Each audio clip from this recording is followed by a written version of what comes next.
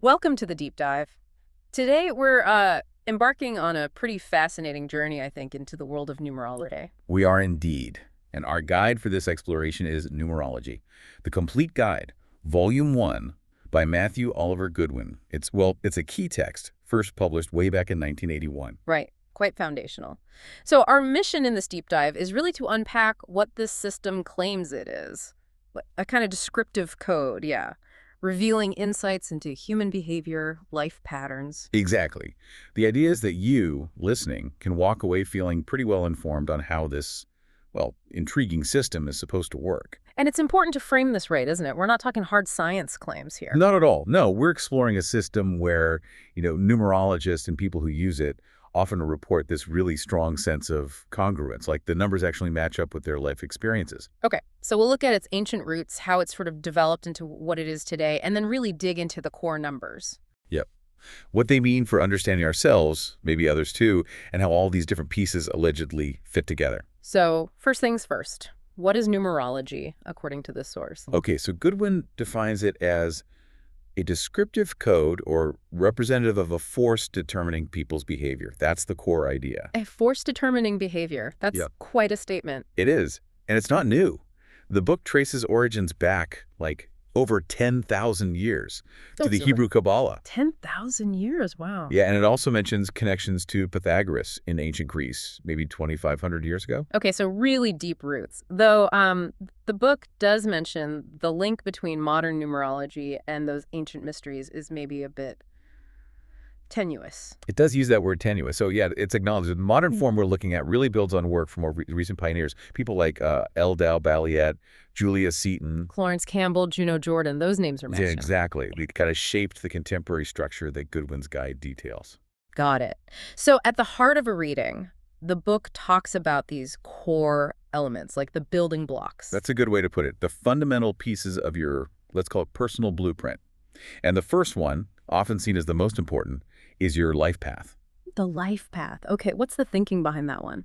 Well, according to Chart 2 in the source, it's interpreted as the major lesson to be learned in this life, like the central theme of your whole existence. A major lesson, chosen before birth. That's the idea presented, yeah. Determined by the soul before physical form, and crucially, it's fixed. It doesn't change once you're born. Fixed. Okay, so how do you figure that out? How's it calculated? It's surprisingly straightforward, actually. You take your birth, month, day, and year. Right. Reduce each one down to a single digit, or, importantly, one of the master numbers, which are 11 or 22. We'll probably talk more about those later. Okay, reduce month, day, year. Then what? Then you just add those reduced numbers together. And if that sum is still a double-digit number, you reduce it again, unless it's an 11 or 22. Can we do a quick example, like the one in the book, May 28, 1935? Sure. So May is the 5th month. That's just 5. Oh. Easy. The day, 28. You add 2 plus 8, which is 10. Then 1 plus 0 is 1. So the day reduces to 1. Okay, 5 and 1. Then the year, 1935. Add them up. 1 plus 9 plus 3 plus 5 equals 18. And 1 plus 8 reduces to 9. Got it. So we have 5, 1, and 9. Exactly. Add those together. 5 plus 1 plus 9 equals 15. 15. Reduce again. Yep. 1 plus 5 equals 6.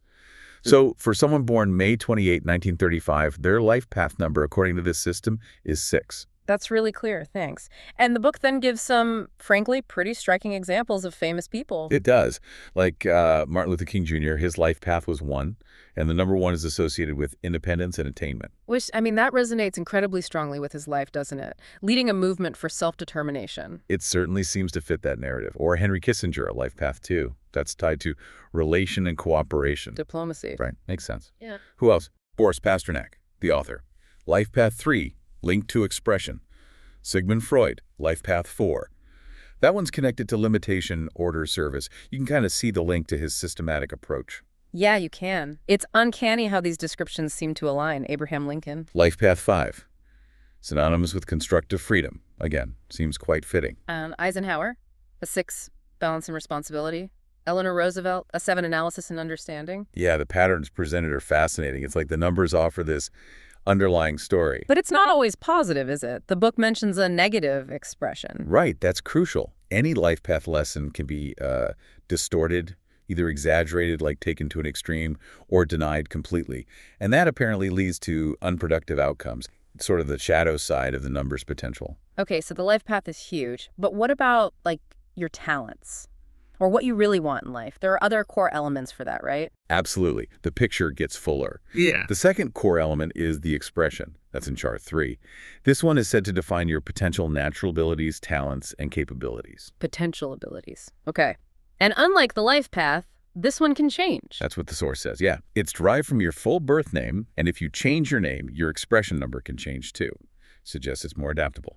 Interesting. And then there's the soul urge, chart 4. This sounds deep. It does, doesn't it? Yeah. It's described as your inner motivation, what you truly want to have and do, your heart's desire, your ideal self, maybe. Wow. Also based on the name. Yes, derived from the vowels in your birth name specifically. And again, it can be modified by name changes. The idea that your deepest drive is somehow encoded in your name. It's quite something. It really is. Are there other main ones? Well, the book mentions the birthday number itself from chart 5. It's seen as a kind of sub-lesson, less weighty than the life path. Ah. The example given for birthday 4 emphasizes balance, responsibility, love. But yeah, life path, expression, and soul urge are presented as the big 3. Okay, got the foundations, life path, expression, soul urge. But you mentioned complexities, things that modify these, like master number. Right. Things get layered. Master numbers 11, 22, and sometimes 33 is included, or a big one, when these appear in your core elements. Like if your life path adds up to 11 or 22 instead of reducing further. Exactly. Or in your expression or soul urge, they're said to signify special awarenesses and capabilities, Right. kind of like a higher vibration of the base number. 11 is a higher 2, 22 a higher 4. Special capabilities. Sounds Yeah. good. Is there a downside? Well, yes. According to the source, they also bring intense nervous tension. Think of it Yeah. like higher potential, but also higher pressure, more energy, more static. High contain but runs hot. That's a good analogy.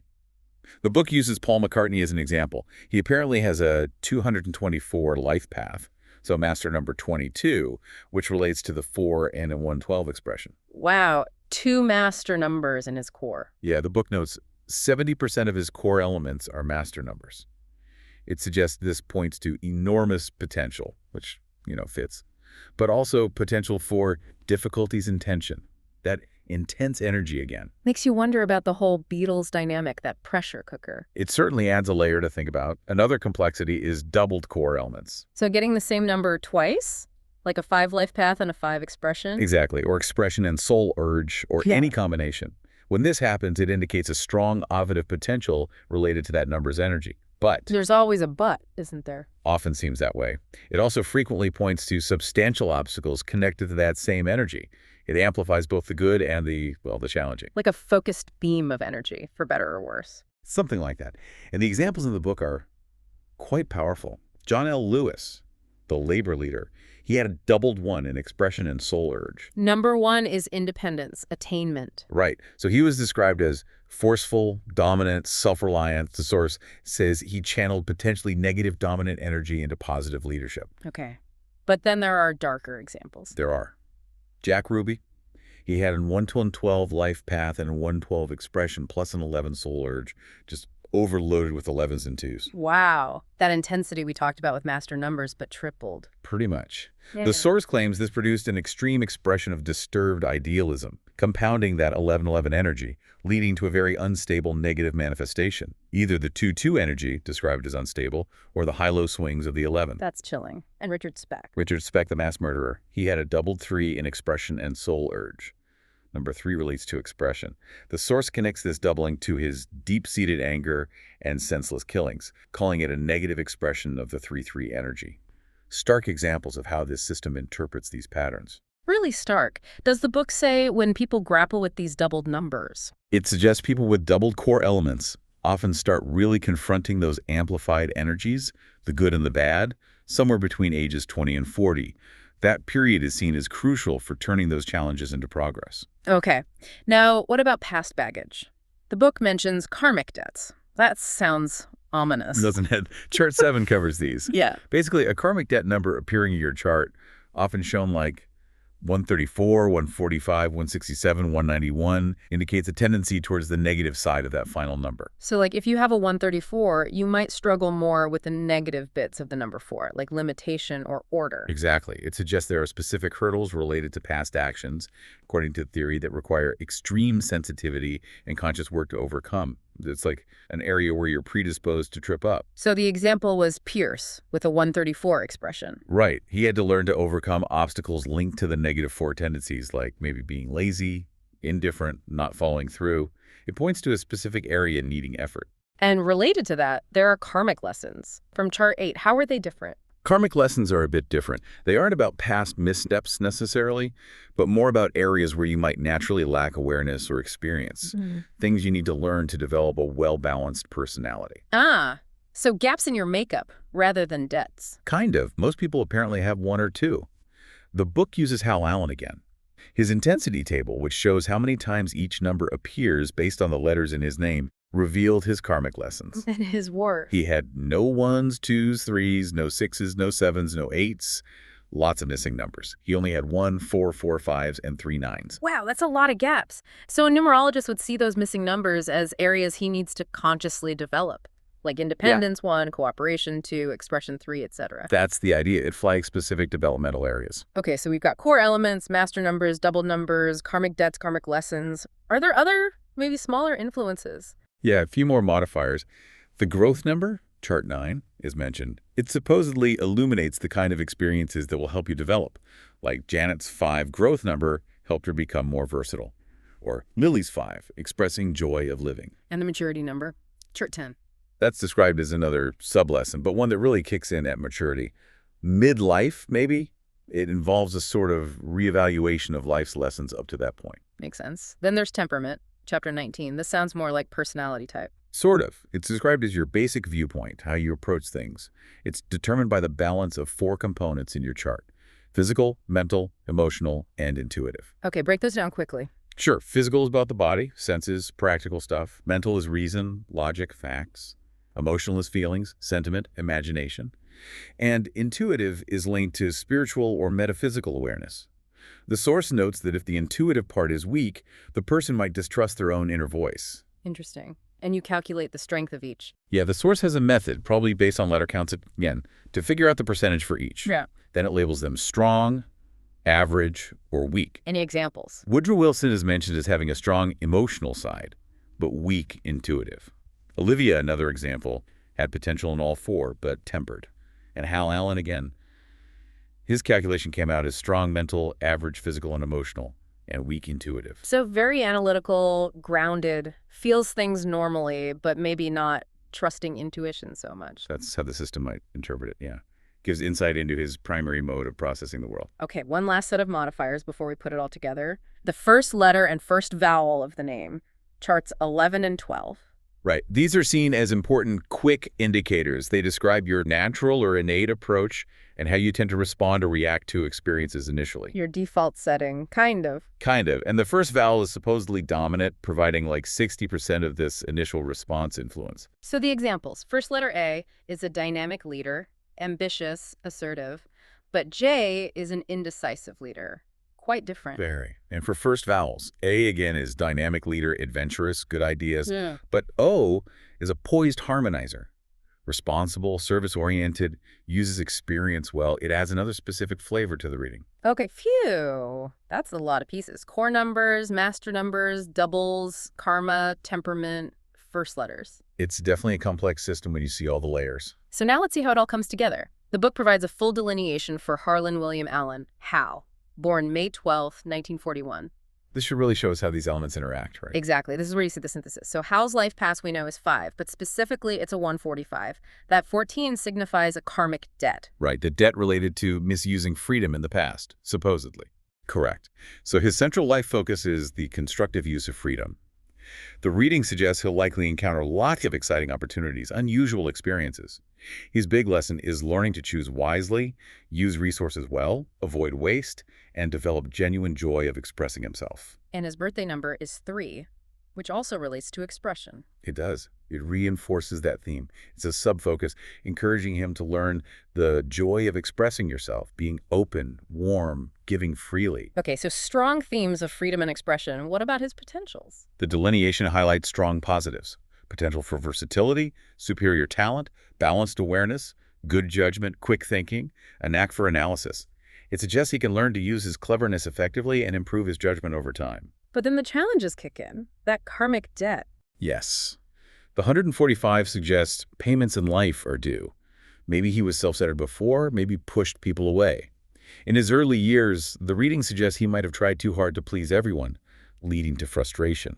His negative tendencies are seen as unproductive, so learning to proceed constructively is key. It's like a personalized warning label. In a way. Now, look at his abilities from other numbers. His expression number is 6. 6. Balance and responsibility, like Eisenhower. Right, so it signifies a potential for a balanced approach to responsibility and love. Makes him potentially helpful, reliable, able to share responsibility, described as potentially a good husband and parent, with artistic and creative talents too. Okay, so responsibility balancing the freedom drive. What about his growth number? His growth number is 9. This indicates a drive to expand his development through giving money, time, friendship, affection, and love. Though the source notes he might find achieving this deep satisfaction difficult. Interesting. And his soul urge, his inner motivation. Also a 9. So that desire for humanitarianism, giving broad understanding, is doubled up in his growth and soul urge. But wait, his life path is 5, freedom, and his soul urge is 9, giving humanitarianism. Do those fit together easily? Good point. The source actually highlights potential harmony discord there. An inner need to give to others, 9, alongside a core need for personal freedom and experience. This requires real balance to avoid frustration. It points out the internal tension. So the full picture, the overall delineation for Hal. Bringing it all together, Hal is described as an active, versatile, freedom-loving person, likely to have a life with much excitement and adventure and a joy of living. He has the innate capability of being responsible and loving, from the 6th expression. Okay. His life path involves balancing his self-centered enthusiasm, the potential negative of 5, with giving to others, the 9 soul urge growth, and developing his artistic creative side, from the 6th expression and 3 birthday. And overcoming some early stuff. Yes. He needs to overcome tendencies, particularly earlier in life, towards being erratic or overindulging in physical pleasures, potential negatives of the 5. The key is learning to profit from his mistakes. It paints a picture of a dynamic life with specific lessons and challenges. Wow. Okay, so stepping back from Hal's specific chart, what does this whole system mean? We've looked at how numerology, based on just a name and birth date, builds this really intricate descriptive code. Yeah, it offers this framework, doesn't it? A way to conceptualize potential abilities, challenges, inner drives, life lessons, all mapped out numerically. It's quite something. Whether you buy into it or not, the structure is fascinating. It is, and that kind of leads us to a final thought, maybe something provocative for you to consider. Okay, let's hear it. If numbers derive from things that seem kind of random, like when you were born or the name you were given, if they can, according to this system, reflect such detailed patterns of behavior and potential, well, what other unseen structures might be out there, influencing the choices we make, the lives we lead in ways we don't even realize?